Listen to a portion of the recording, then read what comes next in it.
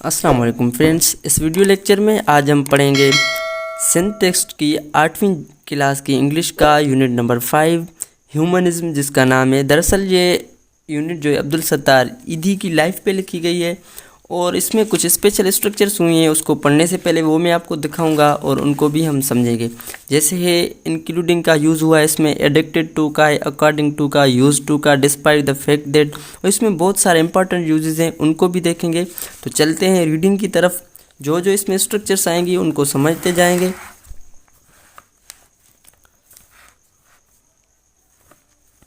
What shaped Eidhi's life? Abdul Sattar Eidhi, the angel of mercy as people called him. Abdul Sattar ईदी, जिसको लोग कहते थे रहमत का फरिश्ता, started his humanitarian work in 1951 by establishing a very small dispensary in मिठादर, Karachi, Pakistan. तो उसने जो है इंसानों के लिए काम किया, इंसानों की खिदमत के लिए काम किया 1951 को। तो उन्होंने ना एक बहुत ही छोटी डिस्पेंसरी कायम की, बाय एस्टाब्लिशिंग। एस्टाब्लिश का मतलब होता है कायम करना। उन्होंने बहुत ही छोटी डिस्पेंसरी कायम की मिठादर में, कराची, पाकिस्तान में जो थी। From his this humble beginning, उसकी जो आजिज़ाना शुरुआत थी, he single handedly went on to create Pakistan's largest charitable organization.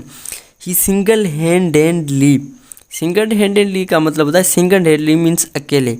उसने अकेले जो शुरुआत की, वो अकेले ही उसने काम किया पाकिस्तान की बड़ी से बड़ी जो है चैरिटेबल ऑर्गेनाइजेशन को बनाने में। Based entirely on private donations, जो प्राइवेट चंदे होते हैं, वो जो पूरी ऑर्गेनाइजेशन थी उसकी, वो प्राइवेट चंदे पे चलती थी। टुडे द ईदी foundation employees more than 7,000 people, both paid and voluntarily workers. तो आज जो है अब्दुल सत्तार ईदी की फाउंडेशन में जो एम्प्लॉयज़ हैं वो 7,000 लोगों से ज़्यादा हैं। बोथ पेड, वो जो हैं जो उनमें से जो लोग हैं उनको जो है कुछ पेड किए जाते हैं, यानी कि कुछ को तनख्वाह दी जाती है, एंड वॉलंटरीली वर्कर्स, और उनमें से जो कुछ हैं वो अपनी रजामंदी से काम करते हैं बग़ैर पैसों के। वॉलंटर कहते हैं उसको जो बग़ैर पैसों के काम करता है अपनी रजामंदी से खिदमत के लिए। To manage its huge network, उसका जो बड़ा नेटवर्क है उसको मैनेज करने के लिए। इन पाकिस्तान में it operates about 1,500 ambulances that offer a 24 hour service. तो वो जो है वो ऑपरेट करते हैं, चलाते हैं अबाउट तकरीबन 1500 एम्बुलेंसेस गाड़ियाँ होती हैं जो पेशेंट्स वगैरह को उठाती हैं, 24 घंटे सर्विस फ्री में। फ्राम मोर देन 350 ईदी centres. Additionally, there are more than 17 Eidi homes and 330 welfare centers across Pakistan. वाह, तकरीबन उसके जो है 350 ईदी सेंटर्स है।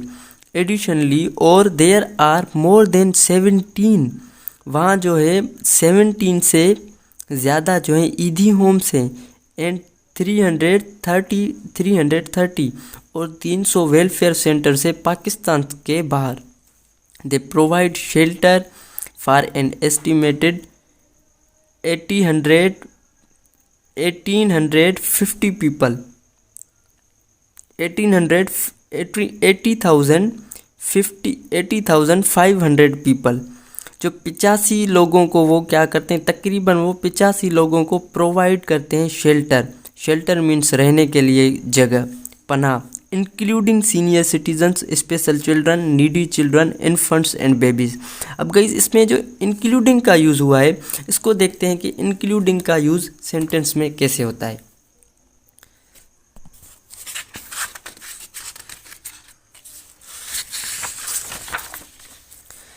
तो गाइस देखो,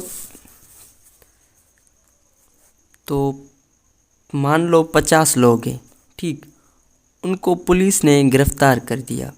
अब हमें 50 हैं, वो लेडीज़ हैं, कुछ भी है, हमें दिखाना है कि कुछ लोगों को के कौन थे, लेडीज़ थे या कुछ थे। अब हम कहेंगे 50 peoples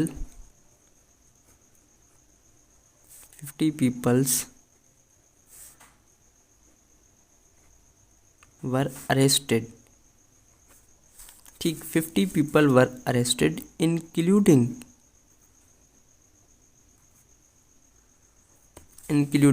3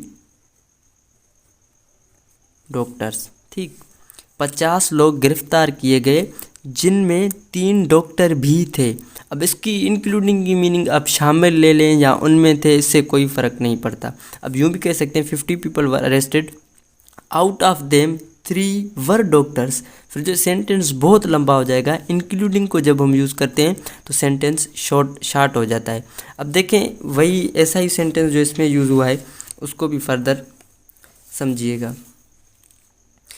अब देख, ये कह रहा है कि 85,000 लोग, तकरीबन 85,000 जो लोग हैं उनको शेल्टर प्रोवाइड किया जाता है, इंक्लूडिंग वो 85,000 जो लोग हैं, पता नहीं कौन से लोग हैं। अब ये बता रहा है उन लोगों में कौन कौन से लोग शामिल हैं, इंक्लूडिंग सीनियर सिटीजन्स, उनमें सीनियर सिटीजन्स भी हैं। सीनियर सिटीजन्स को कहते हैं जो बूढ़े शहरी होते हैं। स्पेशल चिल्ड्रन उन्हें कहते हैं जो किसी न किसी मर्ज का शिकार होते हैं, उनको स्पेशल चिल्ड्रन कहते हैं।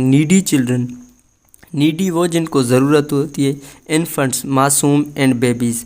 And they operate food kitchens, वो जो खाने की जो किचन है वो भी चलाते हैं। इसका मतलब कि वो लोगों को खाना भी मुहैया करते हैं। Clinics and rehabilitation centres for drug addicteds and mentally ill. अब रिहेबिलिटेशन उन्हें कहते हैं जिन्हें कोई जिस्मानी मर्ज होता है तो उनको जो फिजियोथेरापिस्ट होते हैं वो उनका इलाज करते हैं, उनको रिहेबिलिटेशन कहते हैं। अब इसमें फॉर ड्रग एडिक्ट्स, अब ये जो ड्रग एडिक्ट्स यूज़ होता है हुआ है, इसको हम थोड़ा अपनी हिसाब से देखते हैं कि किस तरह यूज़ हुआ है। तो अब दरअसल एक वर्ड होता है एडिक्टेड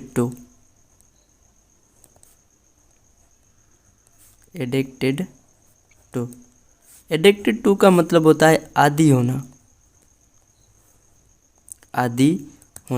अब आदी तो बंदा किसी भी चीज़ का आदी होता है, लेकिन ज़्यादातर जो होता है मंशियात, ड्रग्स का आदी होना, जैसे सिगरेट है, कोकीन है, कुछ भी है, तो उस चीज़ का जो आदी होता है उसको कहते हैं एडिक्टेड टू। अब ये इसीलिए मैं दिखा रहा हूँ क्योंकि कॉम्पिटिटिव एग्जाम्स में ये आता रहता है फिक्स प्रीपोजिशन में, और ये वैसे भी अच्छा वर्ड है। जैसे हम कहते हैं he is addicted to alcohol. अब कोई अल्कोहल का आदी होता है तो हम उसे कहते हैं he is addicted to alcohol, वो अल्कोहल का आदी है। अब आगे इसकी रीडिंग करते हैं। ड्रग्स एडिक्ट्स, वो जो ड्रग्स के आदी होते हैं। एंड द मेंटली इल, जो दिमागी हालात से सही नहीं थे। Even animals have been provided a home in an animal shelters, अलबत्ता जो एनिमल्स होते हैं, जानवरों को भी प्रोवाइड किया जाता है home in an animal shelter. जो एनिमल की पनाहगिरी के होम होते हैं वो एनिमल को भी दिए जाते हैं। Edhi was born in early 1928 in Bantva. Edhi की जो पैदाश हुई वो 1928 में बंतवा, गुजरात, ब्रिटिश इंडिया में। His father Haji Abdul Shakoor worked as a dry fruit commission agent in Bombay. उसका जो अब्दुल सत्तार ईदी का जो फादर है हाजी अब्दुल शकूर जिसका नाम था, वो काम करता था ड्राई फ्रूट, जो खुश्क फ्रूट होते हैं उनका काम करता था बम्बे में। Since his father was mostly away from home, क्योंकि अब इस सिंस का मतलब यहाँ क्योंकि आता है, क्योंकि उसका जो फादर था, उसका जो बाप था वो तकरीबन घर से दूर रहता था या घर से बाहर रहता था। He was mainly brought up by his mother, तो उसकी जो तकरीबन जो परवरिश की थी उसकी माँ ने की थी। अकॉर्डिंग टू ईदी, अब देखें अकॉर्डिंग टू का यूज़ हुआ है। इस अकॉर्डिंग टू को समझते हैं और इसमें एरर से लोग बोलने में बड़ी गलतियाँ करते हैं। तकरीबन स्कॉलर्स बड़े बड़े होते हैं वो भी इसमें अकॉर्डिंग टू में गलती करते हैं। देखें मीनिंग से लोग इसमें दरअसल बोलते हैं अकॉर्डिंग टू का मतलब होता है के मुताबिक,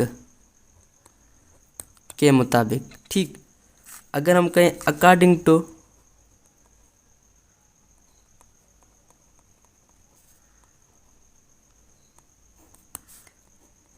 according to Shahzeb, according to Shahzeb, Shahzeb के मुताबिक,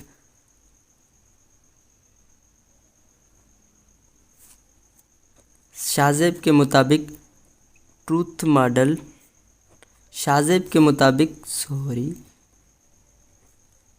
सदाकत इज अ गुड बॉय।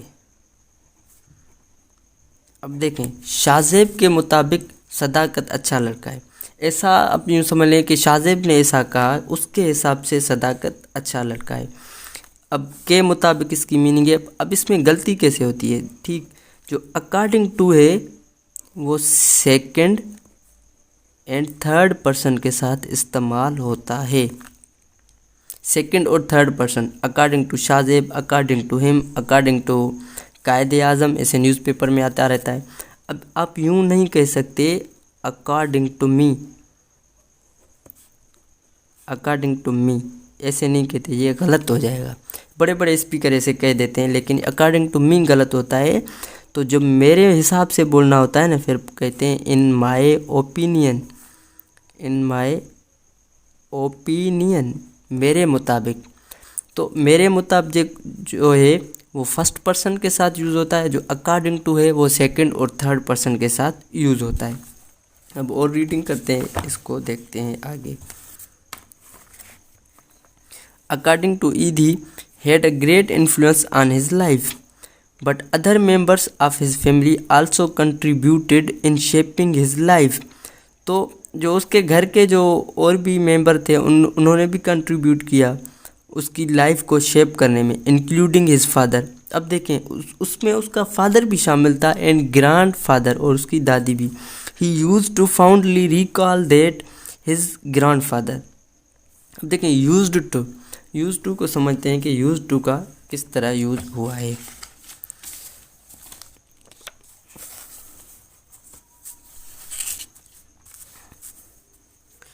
अब देखें यूज्ड टू का इस्तेमाल होता है पास्ट का कोई ऐसा काम जो पास्ट में आप बार बार करते आ रहे थे लेकिन अभी आप नहीं कर रहे, तो वहाँ यूज्ड टू का इस्तेमाल होता है। अब देखें किस तरह आप कह सकते हैं, when I was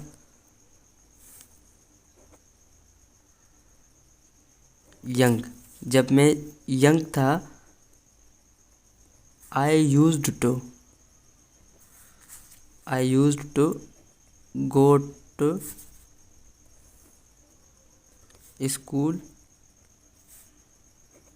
every day. देखिए जब मैं छोटा था तो रोज़ाना स्कूल जाता था। ठीक, ये कोई पास्ट की ये हैबिट है ना, या पास्ट की हैबिट या पास्ट की रूटीन को यूज टू ज़ाहिर करता है।